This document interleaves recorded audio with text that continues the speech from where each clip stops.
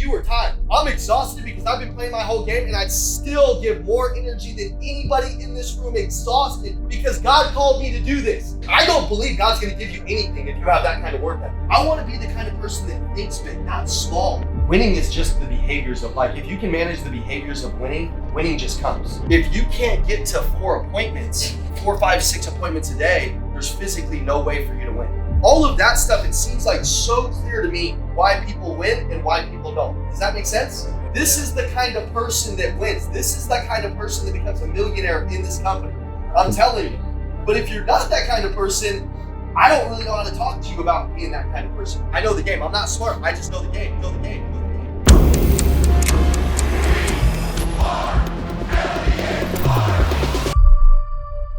I want you to think about the kind of person that you are, like in this room. I want you to think about the kind of person that you are in your family. I want you to think about the kind of person that you are in your marriage. I want you to think about the kind of person that you are just in general. I know that I'm the kind of person that's going to do one more call. If I say I'm going to do 50 calls, I always do 51.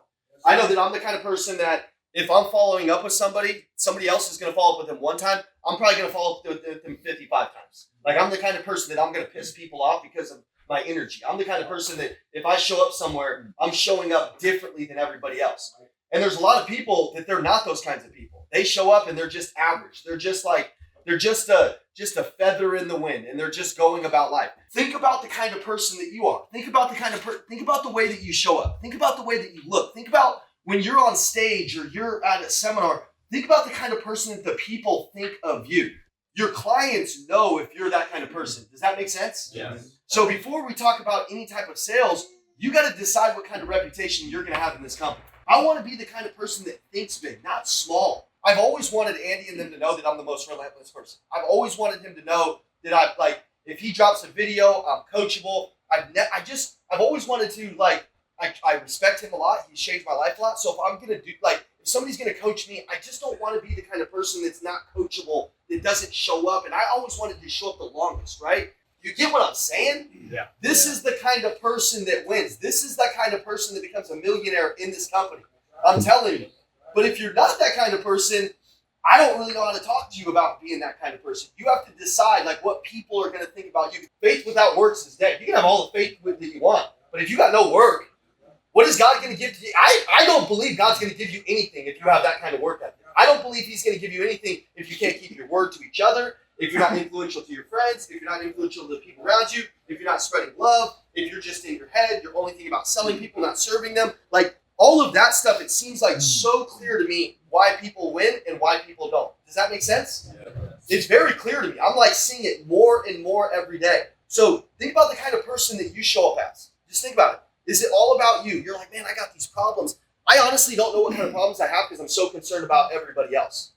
Gratitude, when we talk about a gratitude practice, gratitude is extremely important in life because when you're selling from gratitude, you sell more like you're on fire. But you know why I can sell the way I sell? Not because I wake up and do a gratitude practice.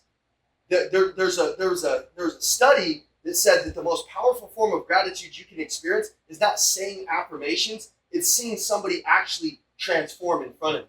And you take part in their transformation, you're like, oh my God. Half of you are tired. I'm exhausted because I've been playing my whole game and I'd still give more energy than anybody in this room exhausted. You know why? Because God called me to do this. He called me, dude, when I show up, I don't show up tired. I show up ready to play the game. When I show up, I am probably exhausted every single day, but I know that there's a huge purpose in my heart, so I can't let people down. Think about who you want to be. Think about what your calling is. Think about you're in the right place at the right time with the right company, with the right information. What are you going to do with it? What are you going to do with it? You got to decide, man. Some of you, the company can't count on you. And you got to start to wake up and decide if the company can really count on you. The enemy of a person that makes 7 figures, you guys know what it is every single time? If they're a driven man, yeah, it's themselves. It's themselves. They typically, if they've made 7 figures, they typically have some out of balance shit probably going on in their life. And if you actually listen to them, they probably are doing some things that they are not happy with because they've had to sacrifice to get there. Do you understand? There's some sacrifice that's occurred for you to make 7 figures. You didn't get to 7 figures and shit be easy. You got to 7 figures and you probably lost a lot on the way. And you're probably a wounded freaking animal. I'm telling you. You guys have a great life, Evan, you got a great life. We got great lives, right? If Andy didn't make a decision to invest in himself, he would have robbed all of you of your future here. Does that make sense? Yeah. That was a courageous decision. That there was something on the other side of that decision that Andy didn't know. And it was all of you, right? Yeah. Then we got to sell from that gratitude. We got to know that it can happen for these people. We got to be the kind of people that are, I am fully capable of talking to anybody and saving them. I'm 100% sure of it. I'm 100% sure of it. You got to be the kind of person that you can save these people, okay? And the only way that you're going to become that person is if you actually open your eyes and see what's going on. We always knew exactly how many people we had to present to make the outcome happen. Winning is just the behaviors of, like, if you can manage the behaviors of winning just comes. It's a byproduct. It's not like, oh, I'm going to go sell 500,000 this month. It's like, just actually like dumb it down. Like, what is it going to take for you to actually do what you're trying to do? And see, this is where self-management comes into place, which most 99% of the world can't handle. So if you only present 2 times, you only have 2 chances to make money. Does that make sense? Yeah. What if you presented 4 times? I mean, you're naturally going to close 1 customer and you don't bagel, right? Like, even if you suck, you should be able to close 1, right? If you can't get to 4 appointments, 4, 5, 6 appointments a day, there's physically no way for you to win. And what happens is this. Over time, let's just say I have 4 people and one of them buys. So this guy buys. Well, these other 3 are still going to be in the pipeline. Say this is a calendar. These guys are going to be in the calendar throughout the month somewhere. Like, they're gonna randomly say yes somewhere. But if I have 3 presentations that don't buy, and that's every single day, I still have 3, 6, 9, 12, 15, 18, 21, 20, 27, 30. I've got 30 customers in 10 days that are going to close up somewhere. I played the calendar game really well. I knew if I had 3 people that said no, I always treated these people so amazing. They weren't out. They were just thinking about it. They were just coming back. And honestly, when they said no, that's when the sale starts. Yep. I know the game. I'm not smart. I just know the game. I know this game. If these 3 people say no today, they're going to say yes tomorrow because my follow-up is sick. I honestly just want some of you guys to win so much harder, but I've realized that, like, I serve a lot of you guys ice cream because I think I'm going to break you. Like, I literally think, like, I'm like, nah, I should, maybe if I speak to him too like that, he's just going to quit. Because I've realized that most people just want to quit. And since quitting is not on the table for me, like, I've realized, like, I don't have the ability to quit. When some people are thinking about quitting every single day, I'm not thinking about quitting. I'm thinking about outlasting everybody. I'm not going to coach people to be great on, like, little baby things, right? Sales is behaviors. And if you have these behaviors, you're great. I remember my managers would come into meetings and he was like, hey, Ian, you didn't fill out your credit app yesterday. You didn't sign this credit app. And he took my shit and he's like, who wants that deal? And he threw my shit. And he's like, get your ass out of the meeting. Yeah. And I was like, I'm the top sales guy. I'm like thinking like, screw you. And he said, I see that entitlement. Get your ass out of the meeting and you don't work here. I don't need your card. Yeah. And instead of me getting mad, you know what I would do? I'd say, this guy's always hard on me, but he's always helped me make a lot of money. In that RV business, the reason why they're not growing is because they're friends. And because they're friends, they don't have real conversations with each other. So for me, you're going to see a change in me because I do want you to be a millionaire. I do want you to be financially free. And I've prevented that probably because I have been super nice, right? If I got to go tell you, hey, just do this binder for me. I'm not asking you to do a million things. I'm not sitting over your shoulder all day.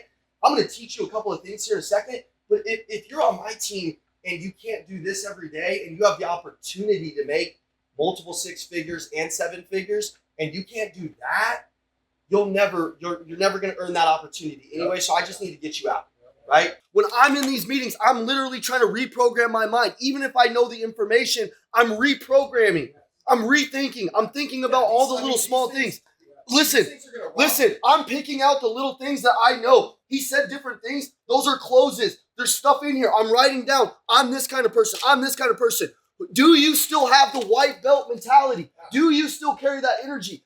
There's people in here, if you have that arrogant bullshit energy, I swear, it's not going to be good for you. You should be in this company like, dude, I got $1 million salesperson telling me what to do. What do I got to do? What do I got to do? What do I got to do? This guy's had massive impact on the world. Thousands of people, Ian's changed their life. What do I got to do? It's not your life you're ruining. It's not the other salespeople's life you're ruining commission. You're ruining the leads, the people, the lives, more importantly, that Andy and Jackie worked their asses off to get. This is the professionals. I used to watch the way Andy would slide his feet, the way he would talk, the way he would do everything. I would watch everything.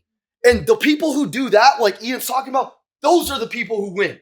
Those are the people who win. I'm like looking at people's eyes. I'm looking at how they take notes. I'm looking at how they sit back. I'm looking at everything. And if you don't show up to these meetings, if you don't show up with this level of attitude and energy, where we're going in 26, you will suffocate and you will not make it. And we don't need you here. We don't need your money. We don't need your deals. We don't need shit. We need people that are really willing to change their lives, all of the little things in their life, so that way they can change other people's life.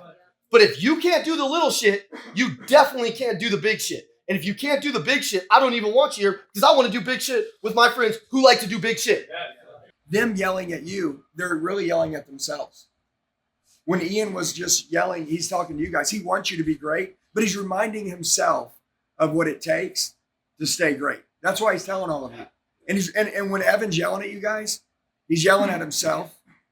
And I hear him and I'm listening to everything he's saying. And I'm like, I'm not going to do that. I'm not going to do that. I'm not going to do that. I'm not going to do that. And this is the accountability that we prayed for. We prayed for this. And if you're in this room, and I mean, your skin isn't crawling. I mean, it's crawling about like, how can I correct? Remember, the person that can self-correct is forever wealthy. We've said it since day one. Those in this company that can self-correct will end up, I promise you, these guys will have $100 million in the bank one day. They will. And they will go to heaven and they will change hundreds of millions of lives. And they will be living proof of what a human being can do when they're a competitor. And we're a competitor for God. We're doing God's work and we're rebels. Okay? And this company is very rare. If you're in this room and your skin isn't crawling and you're not getting stirred up and you're listening to them, like I feel sorry for you. I do, because it breaks my heart that we believed in you.